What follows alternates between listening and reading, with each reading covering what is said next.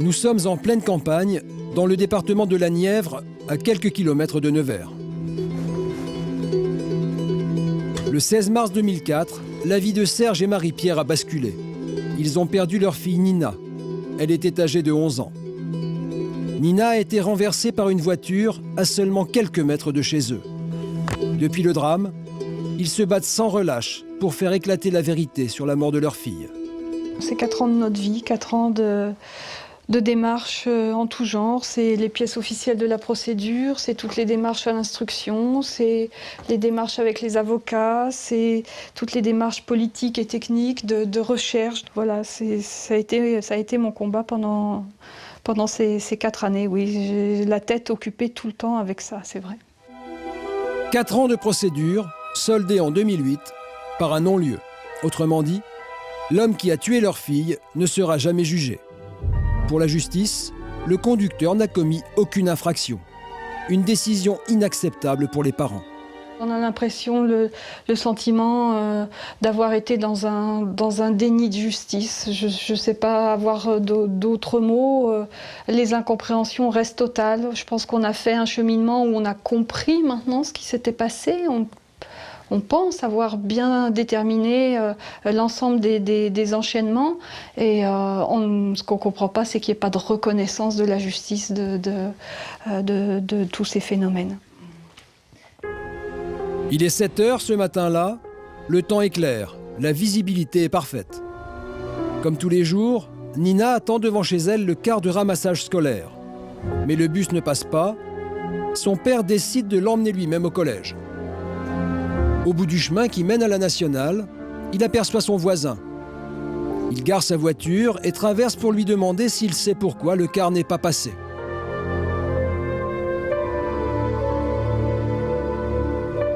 Nina est arrivée d'en face, elle est venue nous rejoindre et elle a interpellé le voisin pour lui demander s'il pouvait prendre en charge ses affaires d'équitation.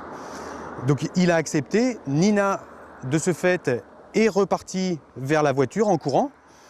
Elle part en courant, elle traverse en courant et je vois une voiture qui se situe au niveau de l'autre chemin qui est à 75 mètres quand Nina, dans sa course, est déjà sur la ligne médiane de la route. Et à ce moment-là, j'ai crié parce que j'ai eu peur. La traversée était probablement un peu dangereuse.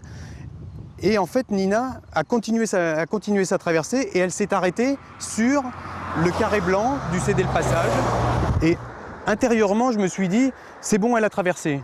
Et dans la seconde qui a suivi, j'ai vu Nina qui était propulsée en l'air par la voiture. Et donc elle a été projetée sur 30 mètres de distance et elle est retombée à l'endroit où vous voyez la silhouette. Je sors dehors et je vois que la voiture de Serge est encore là au bout du chemin. Donc je m'interroge, mais je me dis bon, tout va bien, la voiture est là, elle est entière. Donc, et puis d'un seul coup, je vois juste là où vous voyez la silhouette maintenant, je vois du mouvement. Je cherche Nina, puis j'avance et je commence à chercher Nina. Et à ce moment-là, Serge, qui est donc à l'endroit où Nina est tombée, me voit, me hurle quelque chose du genre « Dégage, viens pas !» Et là j'ai compris.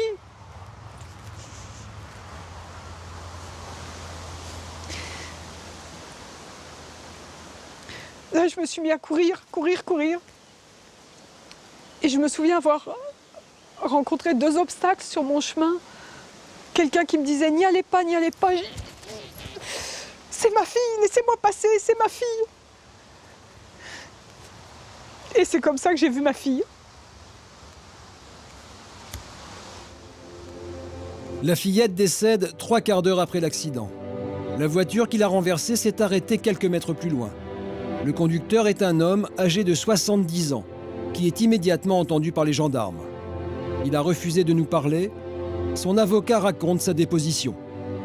Il a toujours été régulier dans sa réponse et de bonne foi pour simplement expliquer qu'il ne l'a vu qu'au dernier moment, c'est-à-dire au moment du choc, au moment où elle rentrait en collision avec le véhicule. Il était certain qu'elle ne se trouvait pas sur le bas-côté, donc lui-même n'est pas allé sur le bas-côté. Il s'est trouvé subitement avec un obstacle sur la route et il s'est avéré que l'obstacle était une personne et cette petite fille, cette jeune fille.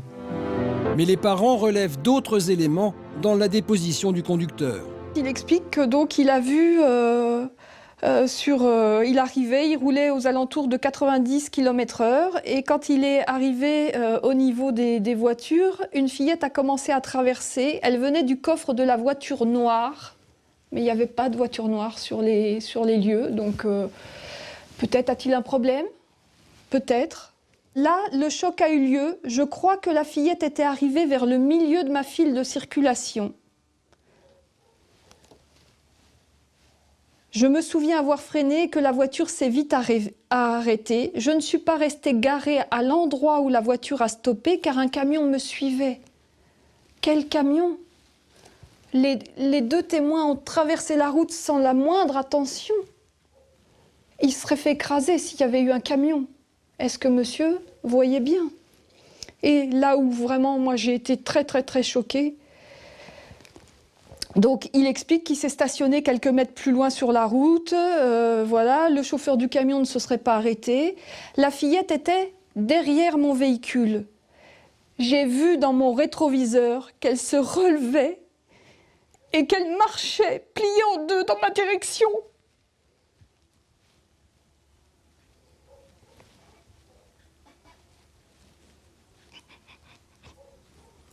Et ça, c'est complètement impossible.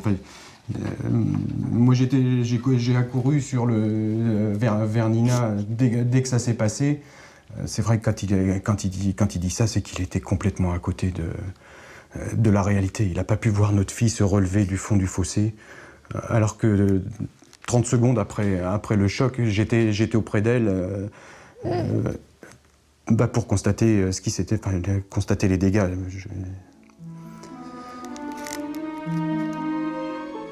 Les parents découvrent dans les rapports d'expertise médicale que le conducteur était atteint de diverses affections. Diabète, hypertension, cholestérol. Autant de pathologies pour lesquelles il prenait des médicaments susceptibles de nuire à sa conduite. Il y a forcément des conséquences. On a des pictogrammes sur les médicaments qu'il ingère.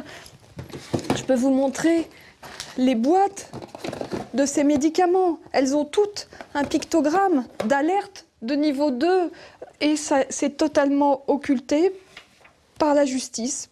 Et ça n'a pas de sens pour moi, je ne sais pas pourquoi. Les laboratoires pharmaceutiques sont tenus de mettre en garde les consommateurs. Mais la prise de médicaments au volant n'est pas contrôlée. Monsieur Morales est directeur de la prévention routière pour le département.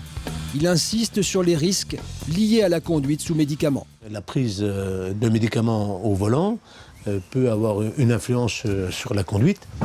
Elle peut avoir une influence sur le temps de réaction, la détermination du danger.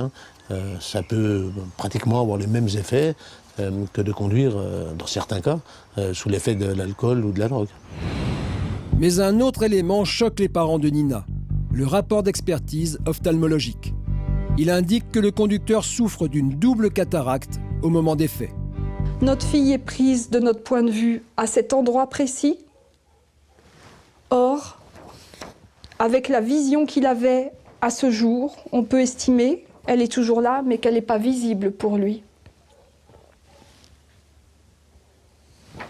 Pourquoi la justice met tout ça de côté?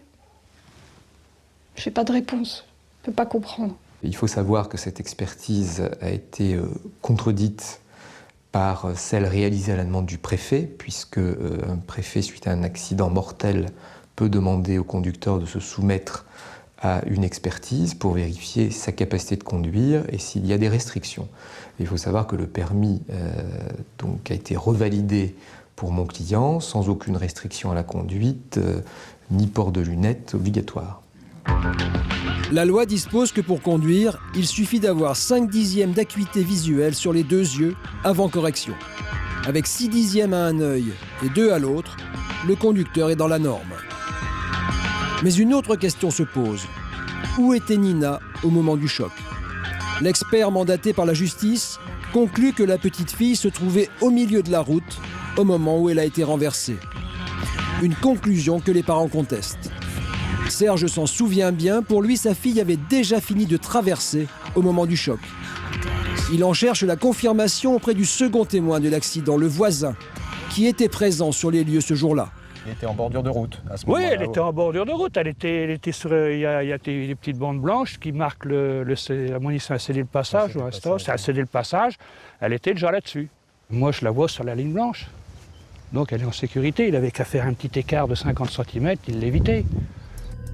Nina se serait donc arrêtée ici, de l'autre côté de la route, devant la voiture de son père. Pour le voisin, l'expert a mal positionné ce véhicule lors de la reconstitution.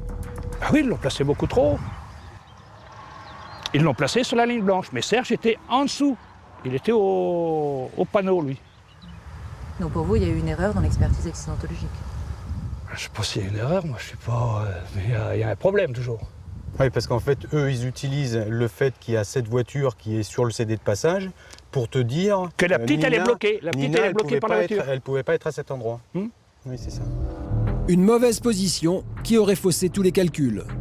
Le non-lieu est pourtant confirmé en appel, en dépit de tous ces éléments. On n'a pas le droit et on ne peut pas commenter une décision de justice, hein. Moi, je vais me positionner, moi, en tant que conducteur. Je pense sincèrement, dans les mêmes circonstances, j'aurais pu éviter l'accident. Cet accident aurait dû être évité, à mon avis.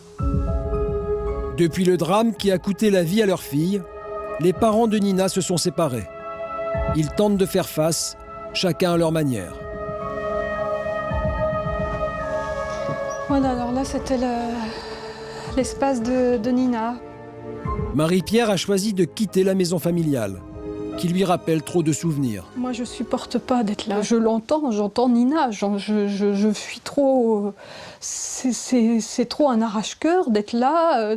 Je l'entends descendre l'escalier, pourtant, elle ne peut pas descendre l'escalier. Donc, pour moi, c'est insupportable. C'est insupportable. Et à la fois, pourquoi j'ai besoin de tout garder comme ça, je ne sais pas. C'est paradoxal. Serge, lui, préfère rester ici, dans la maison de Nina. Je la vois en train de courir à travers ce jardin, cueillir ses fleurs, me rapporter des bouquets et je me sens plus proche d'elle en restant ici. Je vis au quotidien, je me dis peut-être qu'un jour ça reviendra, je renouerai avec la vie, mais aujourd'hui je n'avais pas encore renoué avec la vie. Les parents de Nina n'ont plus aucun recours pénal. Leur dernier combat, attaquer le conducteur devant un tribunal civil. L'optique est de faire payer les assurances au maximum pour qu'eux ensuite interviennent auprès du législateur, auprès des élus, pour faire évoluer la législation pour que ce genre de situation n'arrive plus. Un combat pour lutter contre l'insécurité routière, pour faire changer la loi et peut-être essayer de trouver un sens à la mort de Nina.